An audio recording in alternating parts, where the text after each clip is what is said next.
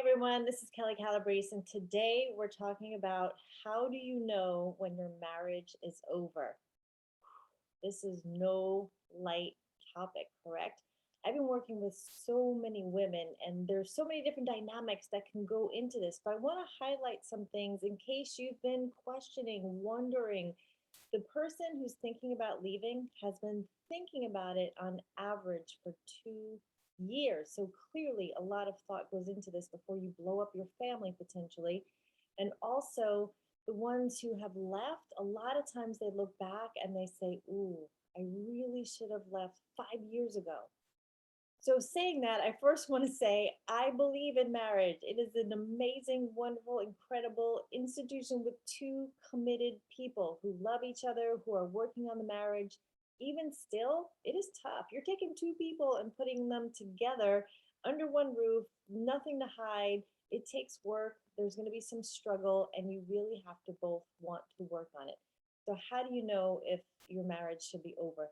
Rarely is there one thing that comes in and there's this massive explosion that can happen, but typically it's a slow fade. This has been happening over time, and you may feel like you're roommates more than you are a married couple. Sometimes you're sleeping in separate rooms and you just are kind of passing each other, in the kitchen, in the driveway, but it's not really a marriage.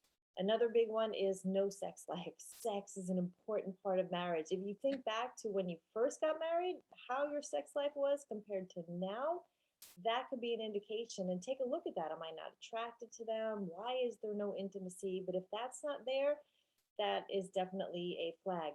Money issues. It is one of the biggest reasons why people get divorced. It is the thing that is talked about more in the Bible than any other topic. So clearly, money is a big deal. If they're hiding money, if they're bringing up bills and not telling you, if they have erratic behavior, gambling, anything around money that really is unhealthy, unsafe, very damaging could be another reason. Obviously, cheating. And we know that that comes up and it's equal. It's not just men because the men are cheating with someone and vice versa. So cheating is not a healthy marriage. You have to know if one of you are having an emotional or a physical affair outside of the marriage is no longer healthy. Your goals don't include your spouse. So you're thinking about things in your future and they are independent of the person that you're married to, as another sign.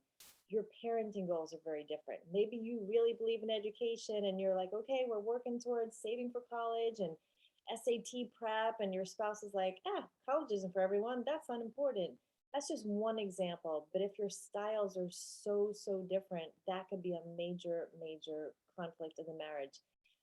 One of you is not invested in fixing things. So you're not willing to go to counseling. If you go to counseling, they're not following through. It's not working. It's possible that the counseling is not working.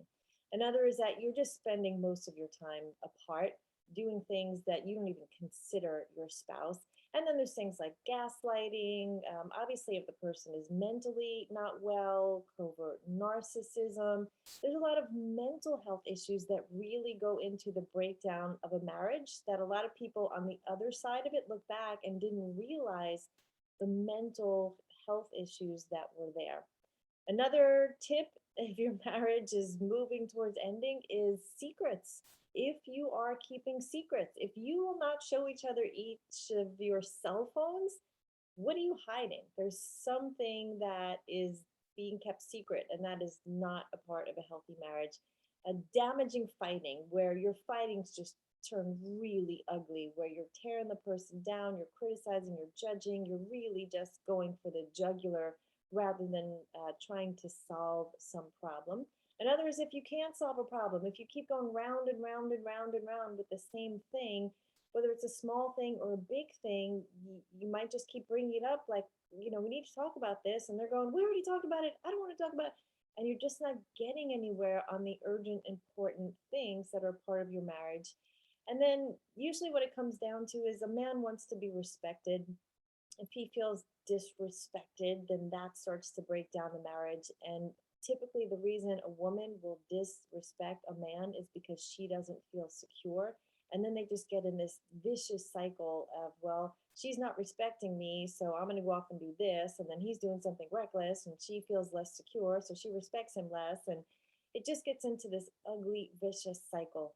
So, friends, I want to say that I would love for marriages to stay healthy and well. The divorce rate is just increasing, and marriage is something to be taken seriously. If you find yourself in a place where you are separated, divorced, post divorce, I would love to help support you. This is not something that you should do alone. It's like taking a baby aspirin when you have cancer.